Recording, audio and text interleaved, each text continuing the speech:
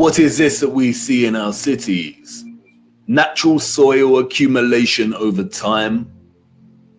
Geologists have never been able to ascribe a consistent value to worldwide natural topsoil accumulation because it is impossible. Some regions of our realm experience consistent topsoil accumulation, whereas other regions actually experience consistent erosion. Many historians and archaeologists have noted that many cities over the centuries have been destroyed through war, and natural phenomena such as earthquakes, volcanic ash, and flooding. And fires.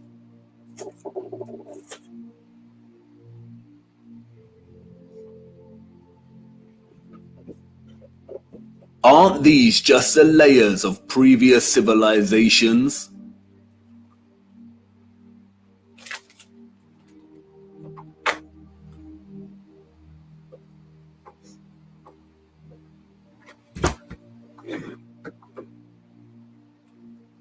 No, they are not. We see over and over again whole floors of buildings consistent with the architecture existing above the layer of ground.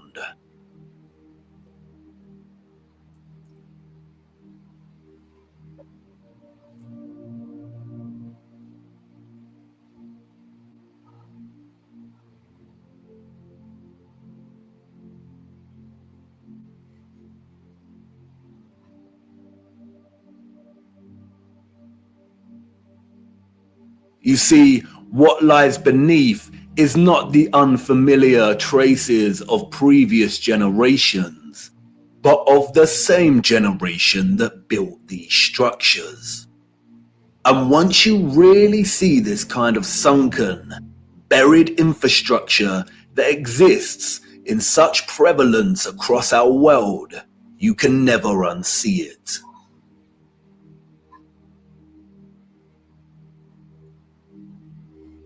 We see that the foundations of old churches are actually the original first floors with consistent entrances and windows.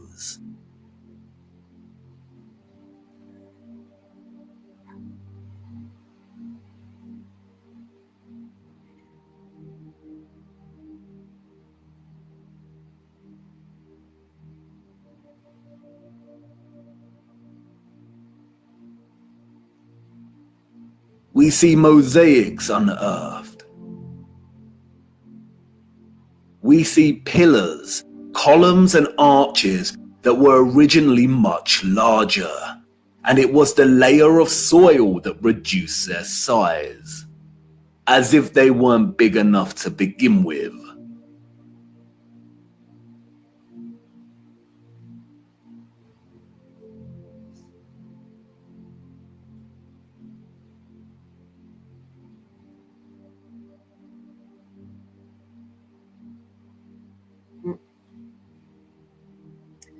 Advanced civilizations for the... And like with the 1964 earthquake in Nagata, Japan, we also find many so-called ancient structures that are leaning, as if at some point the soil beneath these structures... I'm getting so many Americans, like, sorry, another comment on Rumble about Canada being the 51st state. I got so many of my friends from the US that are saying the same thing. They're just like, oh, Don, you're going to be American soon.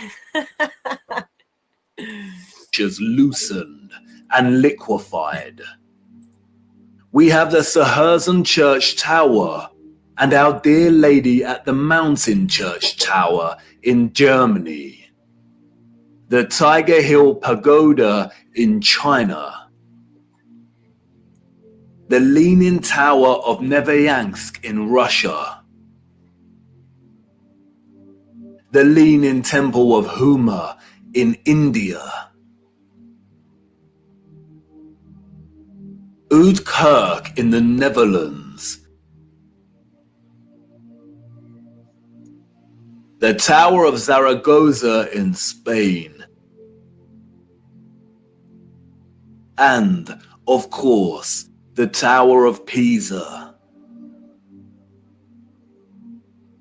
The official liars of the world try to justify the buried and tilting structures we see, filling our heads with stories of antiquity and ever-changing geology. But it becomes trickier for them when we turn our attention to America. If we are to believe their narrative, then all of the buildings in 19th century photographs of the burgeoning American cities are newly constructed. Why do we see famous structures, such as the Washington Capitol building, with consistent infrastructure that buries very deep into the ground? And again, the inconsistencies do not add up. Why would an underdeveloped people waste resources, energy, and time constructing the foundations of the Capitol building to be consistent with the column style we find above the surface? The foundations did not have to feature columns.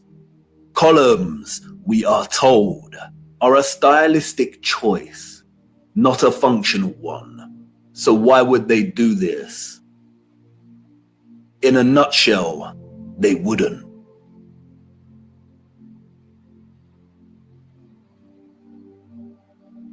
We see images that suggest that the people of the 19th century were actually concerned with moving a lot of the vast amount of mud we see, leveling the ground and excavating existing structures.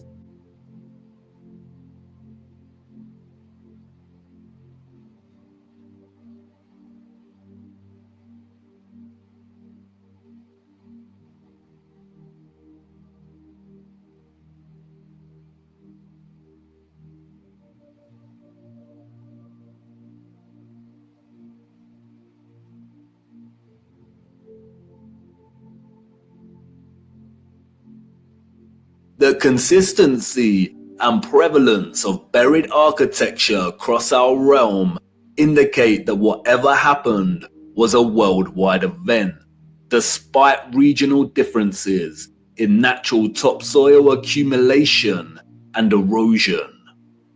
And there is no official narrative explanation that justifies the buried architecture we see. No explanation provided to justify the amount of mud we see in 19th century photographs of our cities. On the roads, mud piles from clearing, the roads uneven, the land ravaged, but the architecture grand, perfect, and intact. Applauded by literary scholars for his use of fog as an opening simile and metaphor to paint a portrait of London as a corrupted hub amidst burgeoning industrialization, many often overlook that Charles Dickens's 1852 novel Bleak House actually opens with a different image. London, Michaelmas term lately over, and the Lord Chancellor sitting in Lincoln's Inn Hall. Implacable November weather. As much mud in the streets as if the waters had but newly retired from the face of the earth. Liquefaction caused havoc across Christchurch and the Garter. But these were isolated earthquake events, and only portions of each city were affected. It is not possible for there to have been huge, simultaneous earthquakes around the world during a similar period. Or is it? Even Wikipedia tells us that liquefaction can occur naturally or artificially, from an earthquake or other sudden change in stress condition. Even if this was the case. And there are underground tunneling systems in cities and stuff like that all over the world, but especially in North America. I've shared that. I did want to share stuff that I've shared very like a long ago. Like this is over a year ago. So this is 2022. And look at all these links because like I just want to show you because I'm still an analyst on that. And then so the 1 year, and so more than a year. Anyway, work with law enforcement too in the area. Oh yeah, I'm talking about Dutch Sensei in here as well. He also is someone that you guys should follow because he talks about HARP, DARPA, dues, all that stuff. Anyway, these are references that I shared like for the last few years. I stopped putting all the links into my my videos because you can refer to these, but maybe I'll start doing it again. But you know, I've shared like best flat Earth proof, flat Atlantis, no magnetic declination. Anyway, these are all random, but lost Canadian history, like that's a really interesting one. If you like, that's specific to this. Ottawa mud floods, I've talked about that. The Great Fire of Miramichi. So again, even like over a year ago, I was sharing this information that I'm resharing now, and that seems to be more relevant than ever. I talk about giant petrified trees, lost history, ruins of old Earth. God is Like by Santos Bonacci. That was very interesting. Again, I don't agree with everything that Archaix shares, but he has really good content and he's very smart. And this was a really interesting podcast he did with Saul Luckman. I shared the next level. And then I get into COVID stuff. And so I shared the debunked original trials from the British Medical Journal itself. Again, for years I was sharing this even to all levels of government. And they were not responding at all, ghosting, saying they would follow up, never did. And again, I was also sharing this with people like Wayne Eyre and Mike Day, and they were refusing to look. Increases in COVID-19 unrelated to vaccination status, natural immunity, talking about that being superior for years. And even Dr. John Campbell shares his information on that. He is an actual expert, and he shares his references as well. I talk about not aspirating needles. I talk about the waning immunity of all COVID vaccines, Ontario policy on inflating numbers. First, the deaths by 50% right from the get-go, and then increasing, inflating the numbers. And this is archived now since March of 2023 because people like me were sharing this with people, and then even screenshotting and pointing the arrows of like why things are significant. And people were really upset about that, right? And people want to sue, and they are suing.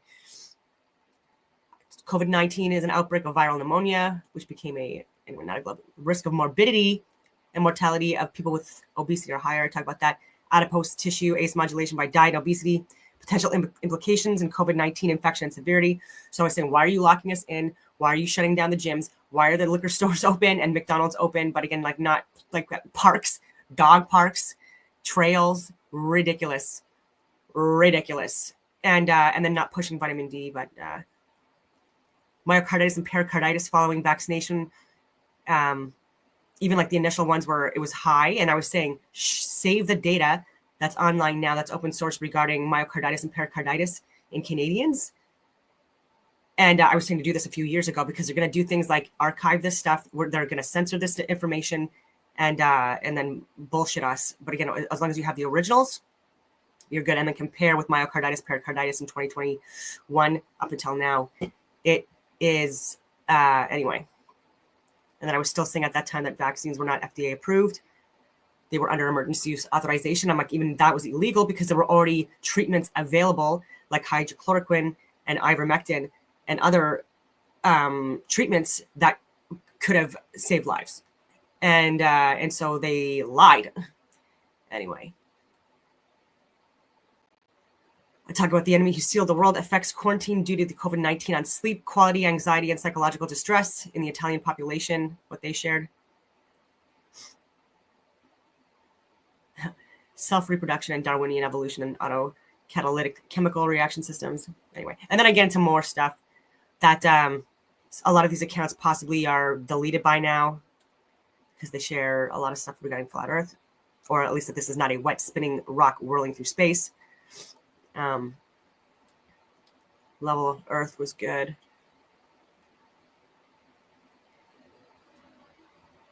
So here's some stuff with Mark Sargent. He's great. Flat Earth clues. So even though I'm not really agreeing with what Eric Dubé is sharing recently regarding the final experiment, I do think he has incredible works and videos and documentaries and books, and I highly recommend people take a look at his work. NASA going nowhere since 1950s. this was a great video. Oh yeah, and by the way, dog treatment cures Iman Man's cancer. This is fenbendazole. So I was talking about that. Mel Gibson just talked about it on the Joe Rogan podcast, but for years I've been saying that on the record. And again, you won't find that on YouTube because I'm on account number 10 million. But in August of 2022, because I was sick of my fucking accounts getting deleted and all my videos removed, I started going on Rumble. And I know that's not that early. It's only 2.5 years, almost 3 years, but still, like you'll see right from the beginning on Rumble, I was like already tracking all this stuff and had been sharing it on YouTube.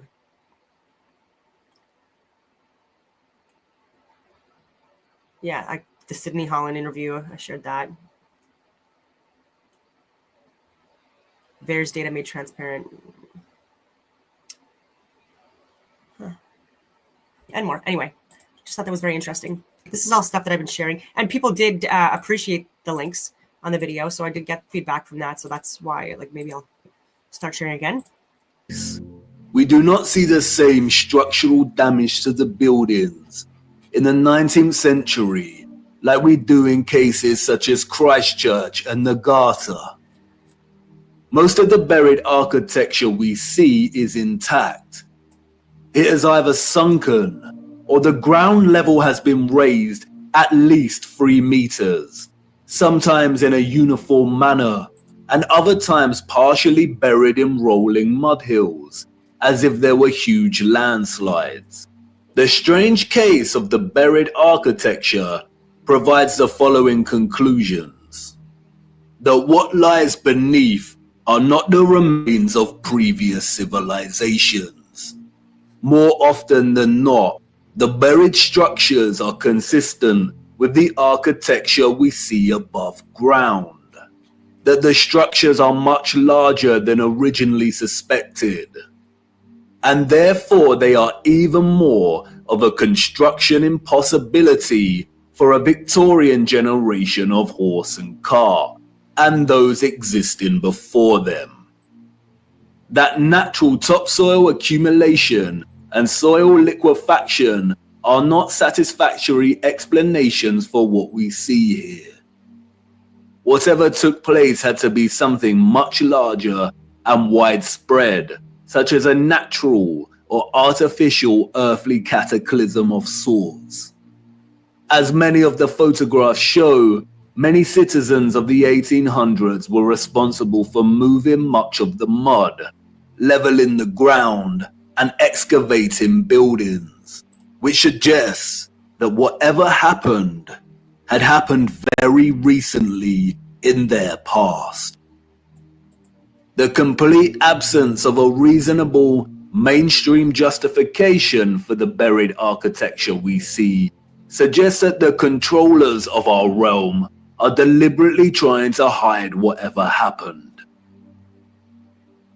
And what of the deserted cities we see in the earlier photographs? If these cities were truly empty, then we must ask why. We must also ask how all the people got there in the end. In the space of 30 or so years, we see a city go from barren to bustling.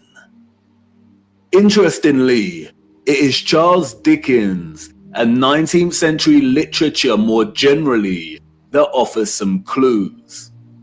2 central themes run throughout 19th century Victorian literature: that of marriage and female chastity, and that of orphans and adoption.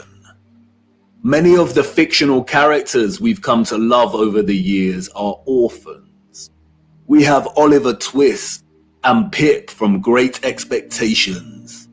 We have little orphan Jane Eyre and Heathcliff from Wuthering Heights. We have Mowgli from The Jungle Book, Cosette from Les Miserables. We have Heidi, Rapunzel, Peter Pan, Snow White. We have Tom Sawyer and Huckleberry Finn and Anne of Green Gables. And these books were of their time, as far as orphan prevalence goes. The only issue is that these novels romanticize the orphan as a figure dislocated from society by default, and therefore paved their life's path as one of unforeseen opportunity. This was not reality. The theme of marriage and chastity that we find in so many 19th century literary works, such as those by Jane Austen, the Brontes, George Eliot, Dickens, Thomas Hardy, Leo Tolstoy, Victor Hugo, and more, was nothing more than carefully disguised, well-written propaganda, with the sole purpose to solidify and justify a social value framework that would separate children from their mothers. Children born outside of marriage or wedlock were regarded as illegitimate, meaning they did not have a legal status. Illegitimate children was a serious stigma throughout the 19th century. The majority of employers would not hire women with an illegitimate child.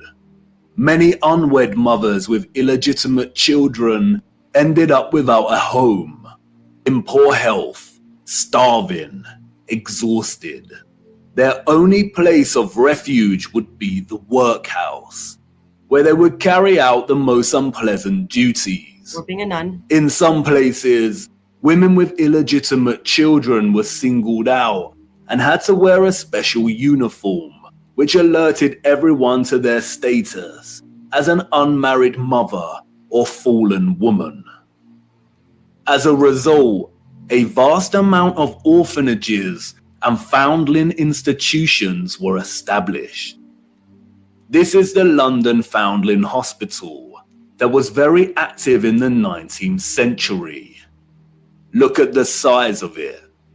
Charles Dickens was obsessed with this place. Inspiration, they say.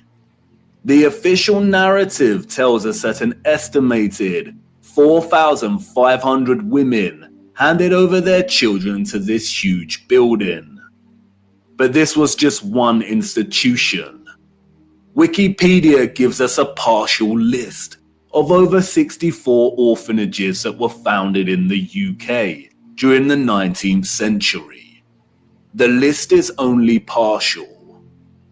The peculiar case of the vast amount of parentless children in the 19th century is well documented by many researchers.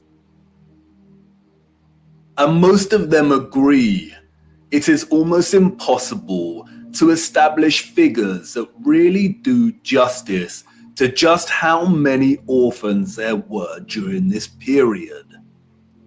Their footprint did not enter the record books. It formed in the mud and was then washed away. It wasn't just the UK. This was a worldwide phenomenon. New York City had 4 foundling asylums alone that processed thousands of children annually. By the beginning of the 20th century, Italy was reporting 32,000 children per year. Spain and Portugal were reporting 15,000 annual foundlings. Before 1860, 374,000 recorded infants were processed by the asylums in Milan, Naples, and Florence alone. Historian David L. Ransell states that Moscow was receiving Partridge Island, Oak Island, Ellis Island, between 16 and 18,000 infants annually by the 1880s, and sending over 10,000 of these each year to outlying villages for care. In 1882, there were all told 41,720 foundlings from the Moscow home, living with 32,000 foster families, scattered throughout 4,418 villages. A dozen villages had over 90 fosterings each. One thing that is often overlooked is that there were a series of laws passed in the 1800s, making it almost impossible for unwed mothers to keep their babies. The 1833 Poor Law Reformation introduced bastardy clauses that shifted the entire responsibility for the illegitimate child onto the mother. Social stigma meant that she would not be able to provide care for her child and would be forced to hand them over to the authorities, or worse. Advertisements for adoption or nurse care became popular in newspapers. And, as many scholars have pointed out, these were a front for what was termed baby farmers, or paid murder. As Dorothy L. Haller states, the adverts may have been misleading to the general public, but read like a coded message to unwed mothers. No references are asked for, and none are offered. The sum of 15 shillings a week to keep an infant or a sickly child was inadequate, and a sickly child and an infant under 2 months were the least likely to survive and the cheapest to bury. Infants were taken, no questions asked, and it was understood that for £12 no questions were expected to be asked.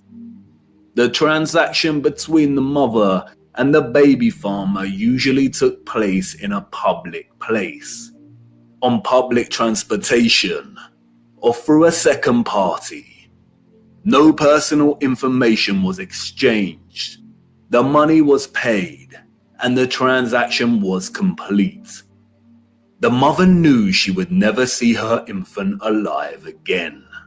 Most children, however, were not murdered, but were dropped off at the doorsteps of orphanages or the workhouse. All children taken into these institutions were given entirely new identities. They were provided for with shelter, food, and clothing temporarily, and then sent off to workhouses or another location. Photographs in the 19th century were scarce, but towards the end of the century, we see more photographs, and the last continent to experience such mass exodus of orphans was the United States. And it is here that we see evidence of the orphan trains. The first group of these orphans arrived in Michigan in 1854, and from that moment on, the movement shipped hundreds of thousands of children across the states until it ended in 1929. Officially, there were over 97 institutions involved in orphans and orphan trains in the 19th century. And again, this was not just the United States.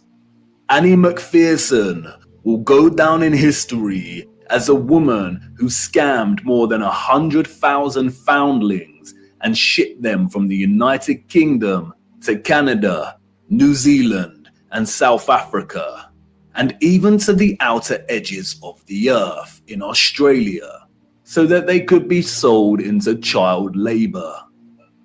Why do we see so many photographs of orphans in workhouses? Why are they working with machinery created for adult use? Were there not enough adults during this time to carry out this work? And then there is the strange case of the burgeoning American amusement parks at the turn of the 20th century. In addition to rides and exhibits, many of these parks featured an unusual attraction: infantoriums. Visitors of these parks could stroll around with ice cream and swing by these stations, a visit equivalent to that of a fully functional neonatal intensive care unit, complete with incubators filled with sleeping, premature babies. History has been kind to Martin Cooney. Touted as a hero, Cooney was the German mind behind the incubators. His first encounter with premature babies, we are told, was at the 1896 World's Fair. He knew immediately that the exhibition would save babies' lives. The technology to keep premature babies alive was expensive, and he knew the public would pay to see the babies in incubators. He would charge an entrance fee at the amusement parks to generate funds to help these babies live. Nurses tended to the babies as an enraptured public looked on. Like any other amusement, the premature baby exhibits included carnival barkers who tried to lure the public to come and see the babies. I don't know about you, but I find something very off about these incubators. Advertised as featuring living babies, a lot of the fairs where Cooney showed his babies also featured eugenics exhibitions. Eugenics is a field of corrupted pseudoscience that endorses selective breeding to improve the genetic quality of the human population. Eugenics was inspired by Darwinism and was a driving ideology that fueled the Nazis. Yep. Why are people paying to see living babies as if they had never seen a living infant before? Did people of the time not have their own babies? And where are these infants' parents? How did they have the technology in the 19th century to keep premature babies alive in such a way? Or is something off, once again, with the official narrative? There were 80,000 premature babies who were treated in these amusement park incubators. 80,000. The hundreds of thousands of orphans in the 19th century are just barely believable. Were women really that carefree? Did America even have the population numbers to justify 80,000 premature babies? We are not talking orphans here, but infants born prematurely. The narrative is not convincing or realistically fathomable. Where did these babies come from? More troubling is Cooney's background. As many historians have pointed out, he had no medical degree or training. His story is a very similar one of unconvincing philanthropy that we find surrounding some of our contemporary figures today that also do not have medical degrees. And then there is Marie Dressler, a Canadian silent film and Depression-era movie star. She adopted one of these incubator babies. Celebrities and adoption. The official narrative conveniently leaves this out of her story and tells us that she may have had a daughter who died as a small child. But the photographs suggest otherwise. Did she adopt her incubator baby at one of these fairs? Were the fairs a front for illicit adoption of premature babies? Even if they were premature, did that mean they had no parents? Who owned and was responsible for these parks? And what happened to the babies once they grew and left the incubators? If something feels eerily wrong about the entire narrative surrounding these parks and orphans, it's because we are not being told the truth. Why were there hundreds of thousands of parentless children in the 19th century? Where did they come from? They were relocated all over the world. Europe, America, Russia, Australia. Canada. Why? Especially when most still had a living parent. If pregnancy out of wedlock was such a social stigma that resulted in such trauma, why would so many people put themselves in that position in the first place? Did the government really care about social morality enough to pass laws? And all the effort to build and maintain orphanages and orphan relocation networks, would this not burden governmental finances and administration systems? It certainly would have. But you see, there was a greater purpose behind the government's worldwide agenda: repopulation. The social narrative of chastity was nothing more than propaganda and justification for stealing children. The reason we see empty cities in the early 19th century is because they were in fact empty, void of population. And the reason they are bustling 30 years later is because orphans were shipped into these cities to repopulate them. You see, in the early 19th century, there was a worldwide reset of sorts through depopulation and then repopulation. The people we see in these photographs did not build this architecture. They inherited it, along with a lot of mud. Not only did they inherit it without a clue as to what it actually was and who it belonged to, but they were unknowingly complicit in repurposing pretty much all of these structures. I know, none of this is making much sense at the minute. You are probably wondering why on earth these cities were empty and full of mud. What happened that meant governments needed to repopulate the earth? And I know what you're thinking. This is all very intriguing, but what does this have to do with flat Earth? You want to know more about the firmament, the sun and moon, and our stationary plane. Do not worry. Everything will become clearer as we continue our journey. The prevalent evidence of buried infrastructure, coupled with deserted cities and a burgeoning industry of orphans, is just a start.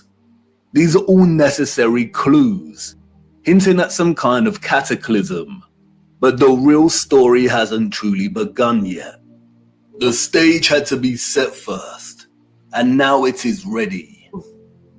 And even if you cannot see it yet, I know you feel it, viewer. The deserted cities, the buried architecture, and orphans all signal a looming darkness. There is a great black cloud in front of us, and I won't lie, we are heading right into the heart of it. And like I said before, we do not have much time. Come on, it's time for me to honor my promise and take you back to the future. All right. We got through it. Another long video. Anyway, I have a lot of wood still left to do. I did pile a couple of cords yesterday, but I have more to do. So on that note, I will leave it at that. And I hope that everyone has a wonderful rest of your day.